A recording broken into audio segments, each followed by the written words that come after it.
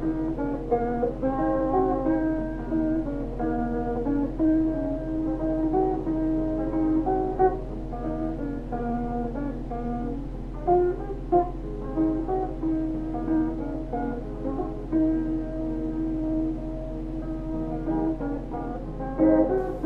back.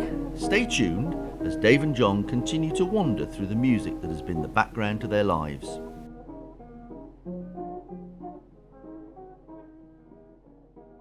Virgin Records in Corporation Street in Birmingham, that they always had all the tickets there. You could go, I'll have one of those and one of those. Yeah. And you just bought them there. And it was so much simpler to do it in those days. It wasn't the lottery like it is now. And in fact, if you were going to the town hall in Birmingham, you could normally, most times, you could turn up on the night and just go to the box office and buy a ticket and walk in. Exactly the same for me, because I lived about half a mile away from the Rainbow. Yeah. And you could, most nights you could turn up at the Rainbow unless it was a huge act and you could get in. Yeah, absolutely. Which seems incredible now, doesn't it? Well, compared to these days, it's just ridiculous, isn't it? Yeah. I mean,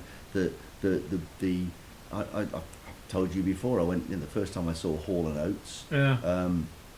The Birmingham Town Hall was a third full at the most. Yeah. Nobody had heard of them.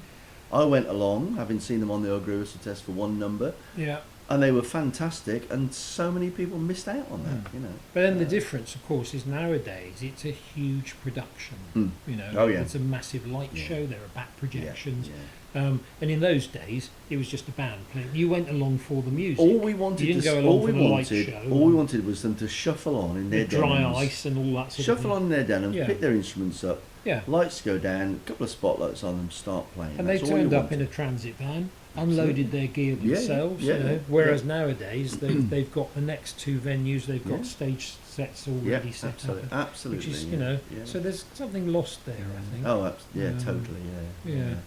And of course, I suppose the band that we've seen many times that we obviously share a great affection for is Stackridge. Yes. Are they the band you've seen the most? I think they probably are. They probably are. I mean, probably Ace would be second for me because they were always in the pubs in London, and I loved them. They were a great band live. Yeah. But Stackridge, yes, I think because Stackridge had their second coming. Yeah. Well, we saw them in all their iterations, didn't we? We really? did. Yeah. I mean, even I remember even seeing them at Yeovil's Johnson Hall. Yeah. When I was probably early 20s at the most. And when they were probably in their least enjoyable phase. Do you think we just chanced upon them the first time in the tavern? I think in the tavern? Totally. Oh yeah, absolutely. We didn't know what they were, didn't know anything about them. Went to the tavern, they were on a Friday night, whatever it was. Because they were just supremely silly, weren't they? Very silly, and we loved that. But lovely melodies. Yeah. I mean, you know, when a band in those days comes on and plays a song like Anyone for Tennis, I've got a brand new case of tennis elbow. Yeah. You just thought, what on earth is this? But it was so well played. It was so musically intelligent. And then, you know, that you think. But then they had the banging the dustbin lids. It sort of appealed to our sort of stupid sense of humour, I think. Yeah. And we sort of fell in love with them. I mean, because the tavern, I remember seeing Vinegar Joe there. Vinegar Joe. Renaissance played the tavern. Yeah, I remember seeing them. You know, so having said that we were in a wasteland, that's not strictly true because bands on the way up. I mean, Vinegar Joe were astonishing with Elkie Brooks and Robert Palmer. Absolutely, yeah. Robert Palmer in a very secondary role. Yeah. Sort of harmony vocals and a bit of rhythm guitar, really, wasn't it? Do you remember a band that played at the tavern and you and I and Alan, or maybe just Alan and me, got up on stage and played tambourine with them? Do you remember that? I do remember it, yes. I don't think they were a name band. No. They let us climb up on stage with them. Quite embarrassing, really. Because afterwards I said, that's really good. Let me buy you all a drink. Yeah. I must have been about 17. And so they all wanted shorts, and it cost me a bloody fortune. And it was virtually all the money I had on me, you know, and I didn't have any money for the next few weeks because but it was fun. But I mean, if you think about it, I mean, you say, it was embarrassing, but having said that, we probably had a lot to drink at the time. Oh, but yeah. it would have seemed like a Rum fantastic thing. Yeah. Oh no, Rum and Black didn't stay down very long, John. Rum and Black painted the toilets in the gents. We generally went for the music, didn't we? We did, really. Being quite innocent boys, you know, instead of going along to school, we would be there to appreciate the music. Yes, indeed. Yeah, I mean that was we say that Little because innocents you were. say that without being there, not being there to score, we'd have loved to have scored. Of course we would. But it wasn't very likely, was it? No, it wasn't very likely. So it's a good job we enjoyed the music. Yeah. And then all back to Tony's afterwards Oh yes. to listen to Osibisa. Osibisa and the first side of Thick as a Brick. Thick as a Brick, that's right, yeah.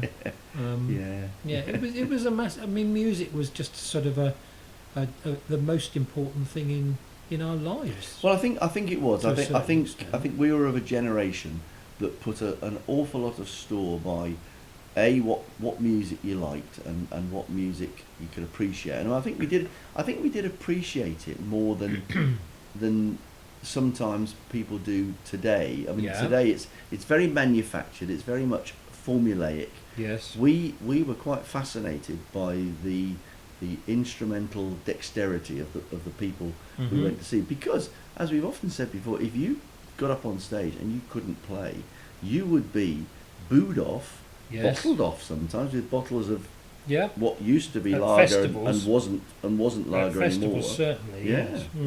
Yeah. I was reading something the other day about one of the early, sort of mid to late 70s festivals where a band got on stage, the audience didn't like them, and bottles of urine rained down on them. Yes. To say basically, clear off, we don't like you. You know, you're not what we want to hear. And that was pretty much how it was in those days, because we, as you remember from the festival we went to at Reading Festival, we were quite happy to sit on the floor and listen to what was being played. That's right. And appreciate it. We didn't feel the need to get up and dance about a lot of the time. For the music. Yeah. And ended up with girlfriend. Yes, indeed. Well, yeah, some for longer than others. True, yeah.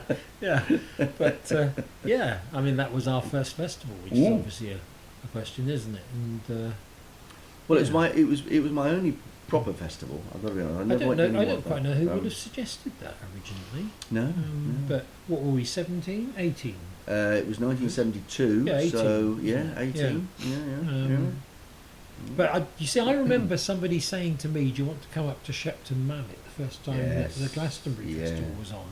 I think it was Dave White, actually. I think the Shepton Mallet one was the Bath Blues and something festival, which was a wonderful festival that we didn't get to go and see. No, we didn't. And people who went to it said you won't believe what the sort of bands that were on there. Would that have been the one that Stackridge and Boland played at? And was that the first one? No, that was the first Glastonbury. Oh, that's right. Glastonbury opened the first. Right. Stackridge opened the first Glastonbury festival. Okay, so it's the Bath. Yeah.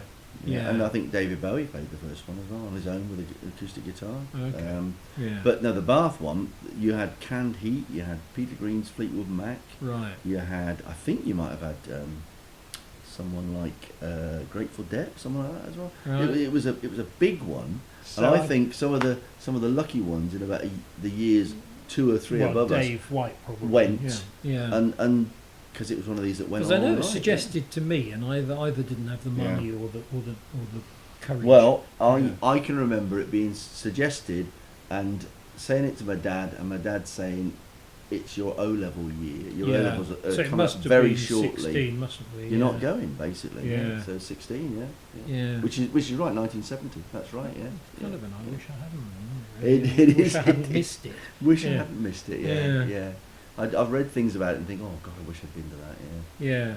But, who are the bands that you wish you'd seen who you can't see now?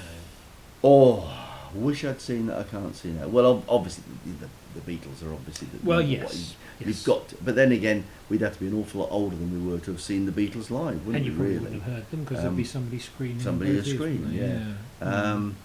I think something like Little Feet would have been quite good to see. I'd like to have seen them. Yes. Yeah. I think I would like to have seen Prince. I think he would have been great yes. live. I heard he was great live. Yeah. I think just to have said I'd been there, Jimi Hendrix experience would have been interesting. I'm not. True. I was never as big a fan of him as. No, I as never some had any people. Hendrix records, but yeah, you're right. There were certain things that he did that I thought were quite good. The Who, I'd quite like to have seen them in their absolute, heyday. Yes. Never saw them. Well, Jackie and I went to a music day where the Who were playing, and it was so crowded, and we ended up behind a burger van, and we left before the Who came on. Oh, well. Goodness me. So I could have seen Who, but You could have. I paid the ticket, but yeah, we didn't see them. Wish I hadn't left. Yeah. Yeah. Trying to think who else. I mean, there's a few solo artists I would have quite liked to have seen. When they were at the top of their game, really. I've never seen Bob Dylan.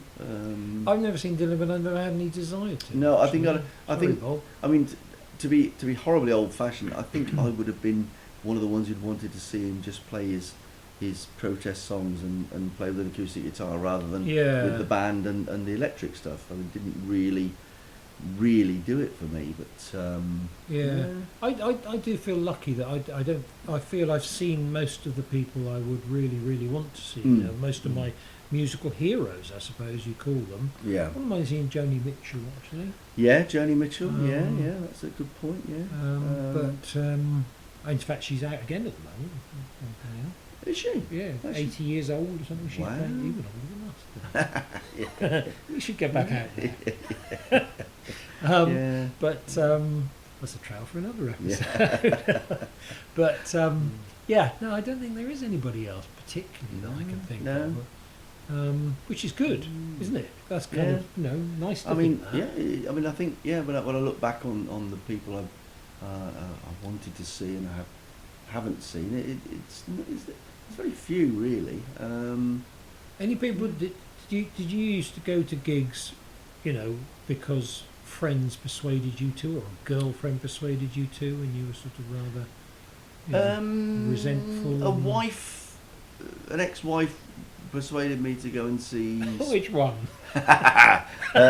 Persuaded me to go and see Spandau Ballet. Okay. And I wasn't particularly looking forward to it. They weren't bad. They were all right. Yeah.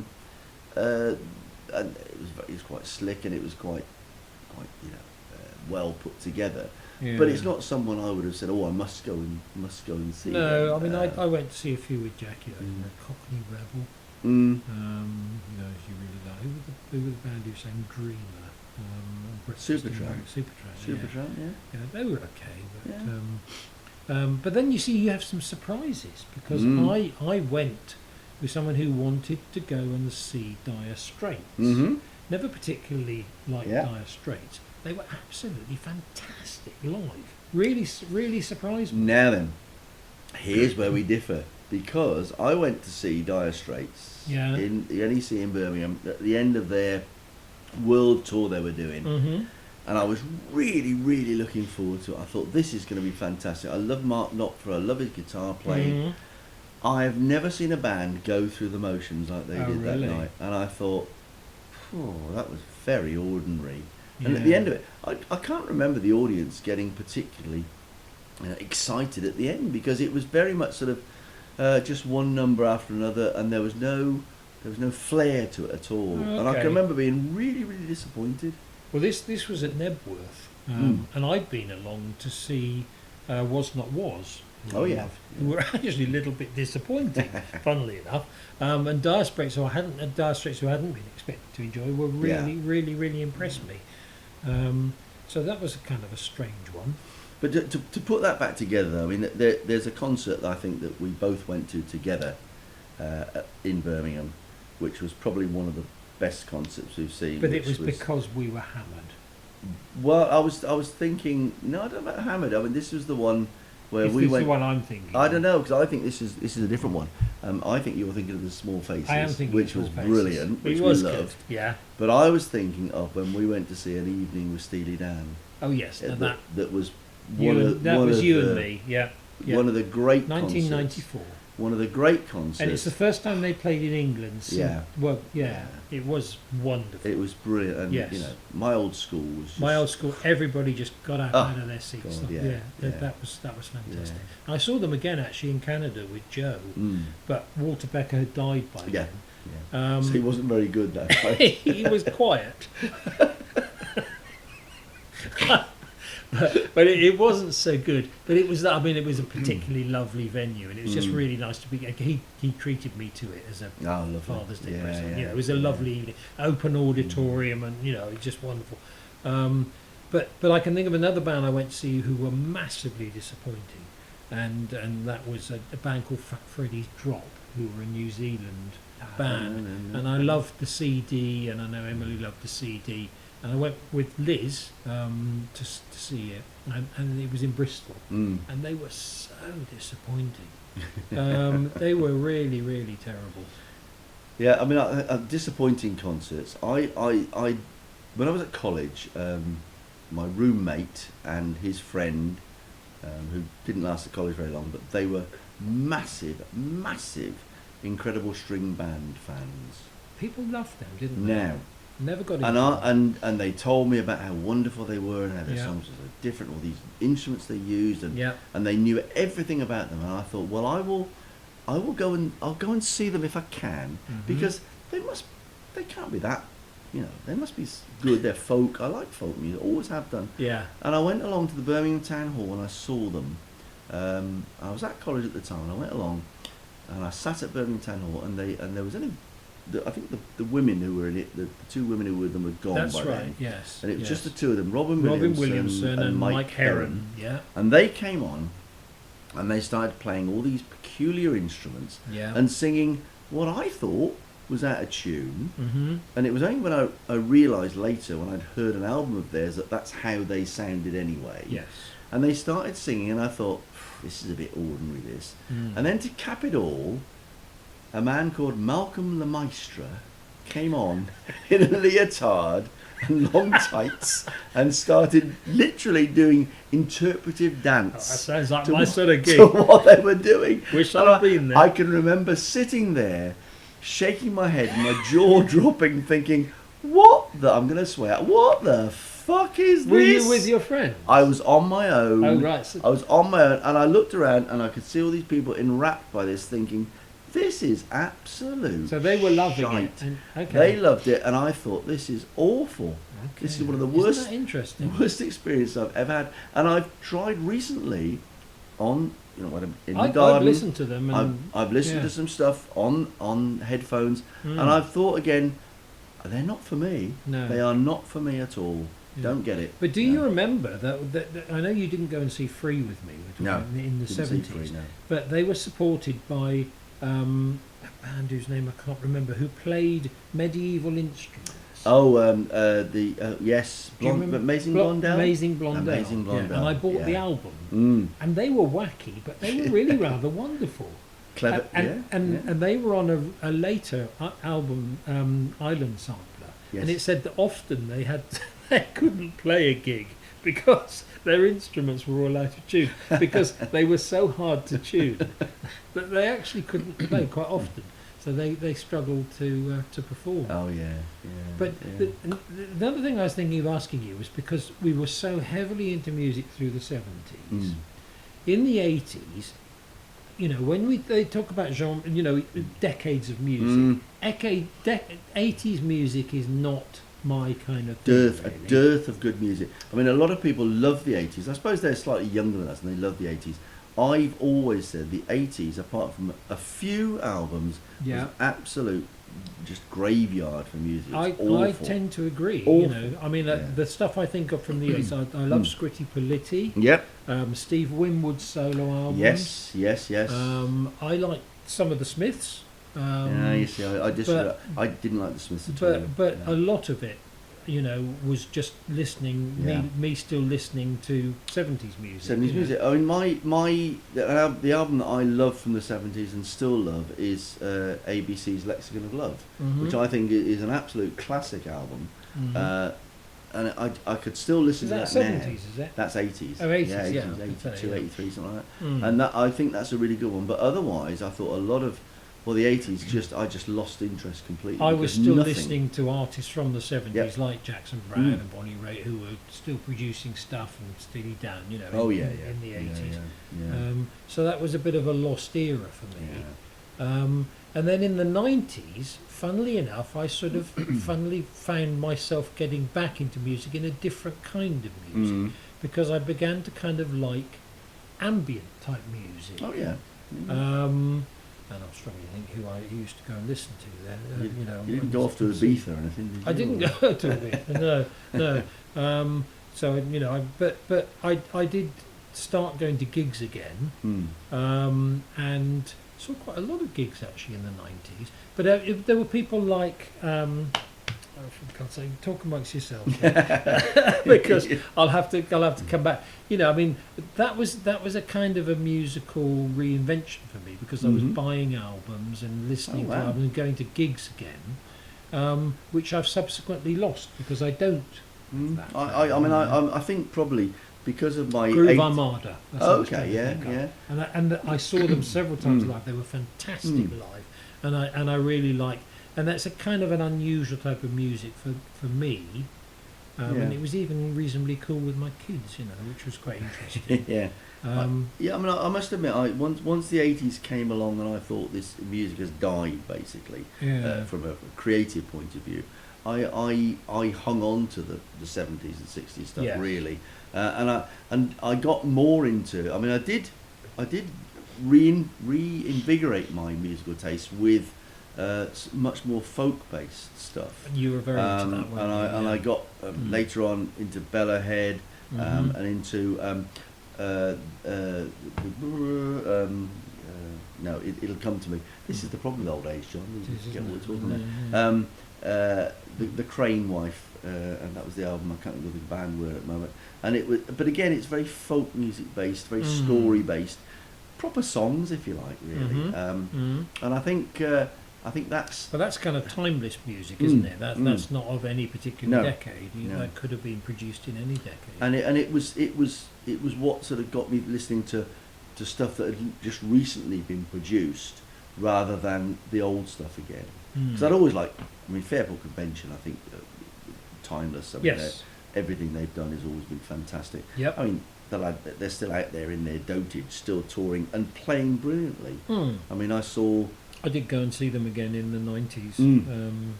I saw them at. We saw them at. I saw them at in Birmingham Town Hall when they decided, because of an anniversary, to do the whole of Babacom Lee again, which I love as an album. And of course, it was note perfect. It was perfect. And they introduced Dave Swarbrick before he died up on stage, and it was like one of those moments you think, fantastic. I've heard a classic album. There's the guy who wrote most of it. Brilliant. I like that concept that bands do, where they play a whole album, a classic, like of course Wizard of True Star, in the order that it was on the album. Because because in the old days, that was an important thing, was the sequencing of the record. Of course it was. And nowadays, because people download singles and one doesn't hear, because of course you've got lots of albums where you like the tracks and then there's a duff track, isn't there? Yes. I can think of that, and you think to yourself, I wish this, and you would get up and lift the styles, and move it on, or fast forward it through, on the CD player, because you don't like that track. You don't have to do that now, because you download what you want. You just listen to what you want. So the album concept, which used to be so carefully thought out, they open with this and then they have a sequence. Yes. Bands probably just don't bother with that anymore, do they really? No. It's not important anymore, is it? No. It's just a collection of songs, and people will play the ones they want to play. Yeah. I mean, if you think about it, you go onto a lot of the streaming sites, and it just says, a certain band, and it says introduction to, and you'll get all the stuff in different orders. Yeah. That completes our first album. We've realised this is going to be a double album podcast. The next instalment will be available shortly. Please visit the merch stall in the foyer as you exit the podcast.